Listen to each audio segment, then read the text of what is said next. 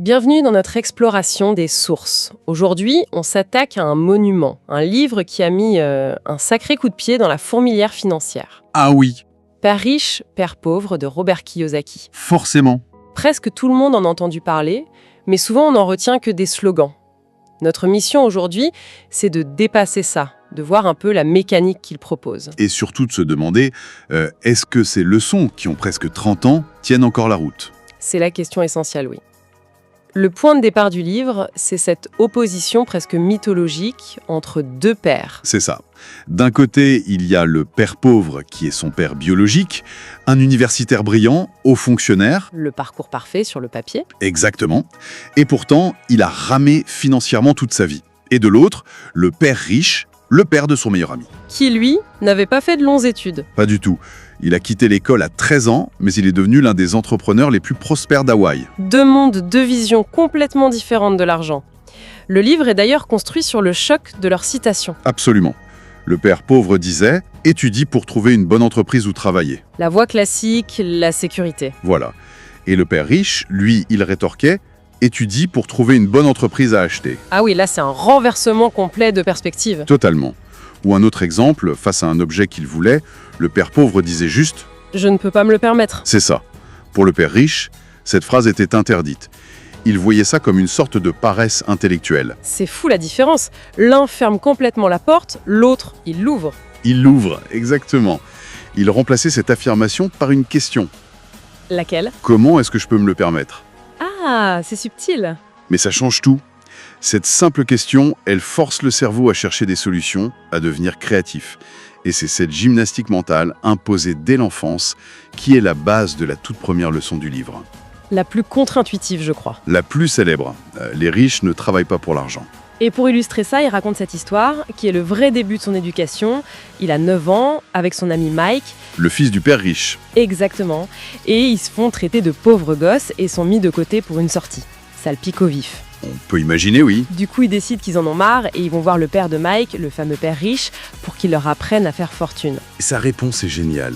Il ne leur sort pas un tableau noir ou un cours d'économie. Non.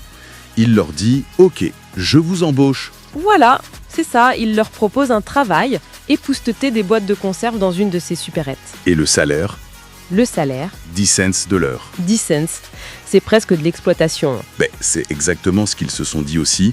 Au début, ils sont super excités, c'est leur premier argent. Bien sûr. Mais après 3 semaines à passer leur samedi matin à faire ce boulot ingrat pour 30 malheureux saintes, la motivation, elle s'effondre. Je comprends. Ils se sentent floués, exploités. Et ils décident d'aller voir le père riche pour démissionner. Et c'est là que le piège se referme. Complètement. C'était exactement ce qu'il attendait. Sa méthode, c'est pas des cours, c'est de laisser la vie elle-même donner la leçon. Il voulait qu'ils ressentent cette frustration. Cette colère même. Cette colère, oui, pour leur faire comprendre ce qu'il appelle la rat race. Le fameux cycle métro, boulot, dodo. C'est ça, le hamster dans sa roue. Tu te lèves, tu vas bosser pour payer les factures. T'as peur de manquer d'argent, alors tu continues. Et dès que tu as une augmentation, tu augmentes tes désirs, tes dépenses, et la roue continue de tourner juste un peu plus vite. Précisément.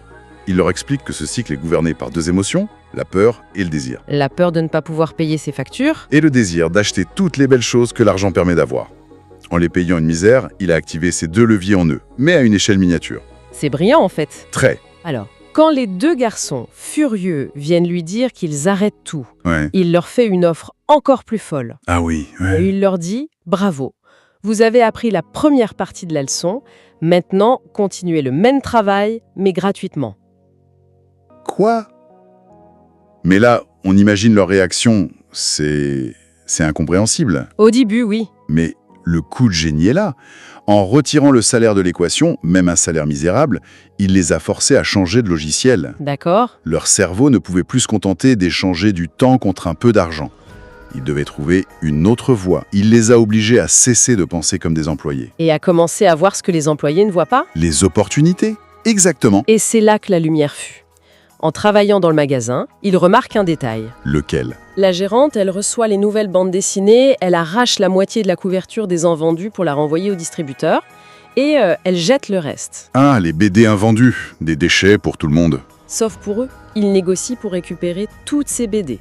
Et là, l'idée jaillit. Ils ne se sont pas contentés de les revendre à la sauvette. Non, non, c'est ça qui est fort. Ils ont créé un système. D'accord? Dans une pièce vide au sous-sol de Mike, ils ouvrent une bibliothèque de bandes dessinées. Une bibliothèque? Oui, le modèle économique est tout simple. 10 cents le droit d'entrée et ensuite tu peux lire autant de BD que tu veux pendant 2 heures. C'est génial! C'est un carton immédiat. L'affaire leur rapporte 9,50 $ par semaine. Ce qui est une fortune pour des enfants à l'époque. Une vraie fortune, oui. Et ils engagent même la petite sœur de Mike pour 1 $ par semaine pour gérer l'accueil. Et voilà, la boucle est bouclée. C'est ça. Ils ont appliqué la première leçon sans même s'en rendre compte. Ils ont créé un actif, la bibliothèque, qui générait de l'argent pour eux, qu'ils soient là ou pas. L'argent travaillait pour eux. Et non l'inverse. Ils ont goûté à cette liberté de ne plus dépendre d'un patron ou d'un chèque de paie. C'est une histoire incroyable et ça illustre parfaitement l'idée. Mais bon, concrètement, on ne va pas tous lancer une bibliothèque de BD dans notre sous-sol. Non, c'est sûr. Comment on applique ça en tant qu'adulte ? J'imagine que ça passe par une autre façon de voir ses propres finances. Tu mets le doigt dessus. Et ça nous amène au cœur de la machine Kiyosaki. La deuxième leçon. La plus importante peut-être, qui est ? Vous devez connaître la différence entre un actif et un passif, et acheter des actifs. Ça a l'air presque trop simple dit comme ça. On s'attend à une formule mathématique compliquée ? Mais non. Et ce qui est génialement simple, c'est qu'il ne s'agit pas de comptabilité formelle. Kiyosaki il redéfinit ces termes pour le commun des mortels. C'est-à-dire ? Un actif, c'est quelque chose qui met de l'argent dans votre poche. D'accord. Un passif, c'est quelque chose qui enlève de l'argent de votre poche. Point. C'est tout. C'est tout. Il transforme une notion technique en un outil de décision pour tous les jours. La question n'est plus quelle est la valeur de cet objet, mais comment cet objet affecte-t-il mon flux d'argent chaque mois ? Ce changement de perspective, c'est le vrai déclic. C'est ça. Ok, et c'est là qu'il devient provocateur. L'exemple le plus célèbre, c'est la résidence principale. Pour 99% des gens, c'est leur plus grand actif. Mais selon sa définition, C'est un passif. et un gros. Ah oui.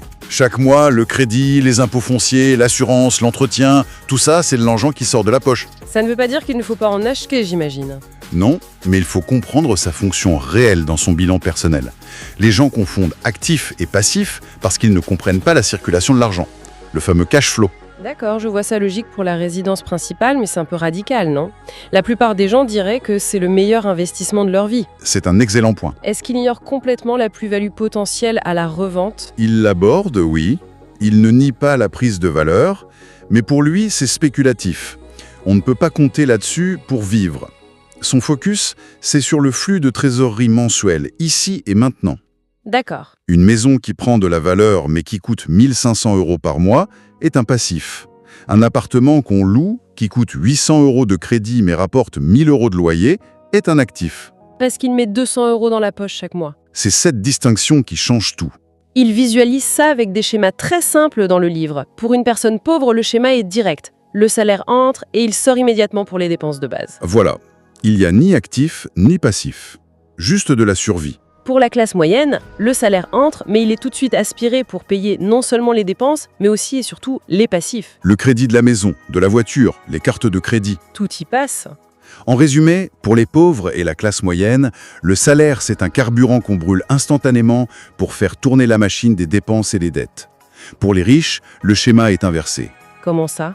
Le travail, au début, ne sert pas à payer un style de vie, mais à construire une autre machine, la colonne des actifs. Et cette colonne d'actifs, elle contient quoi ? Des actions, de l'immobilier locatif, des obligations ? Exactement.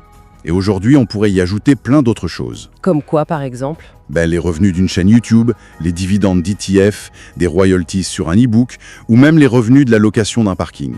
Le principe reste le même. Les outils se sont multipliés. Voilà. Et une fois que cette machine à actifs est construite, c'est elle qui génère son propre carburant. Un flux de revenus qui vient payer les dépenses. Et le surplus ? Le surplus est réinjecté pour acheter encore plus d'actifs. La machine grossit et le carburant qu'elle produit devient de plus en plus important, jusqu'à dépasser le revenu du travail. Et c'est ça la vraie richesse selon lui. Ce n'est pas le montant du salaire. Non, c'est la puissance de cette colonne d'actifs. Et ça explique pourquoi des gagnants au loto ou des sportifs de haut niveau peuvent finir sur la paille. Ah oui, c'est vrai. Ils reçoivent une somme colossale, mais ils l'utilisent avec un schéma mental de classe moyenne. Ils achètent des passifs de luxe. C'est ça. Une villa gigantesque, des voitures de sport, des choses qui coûtent une fortune en entretien et ne rapportent rien.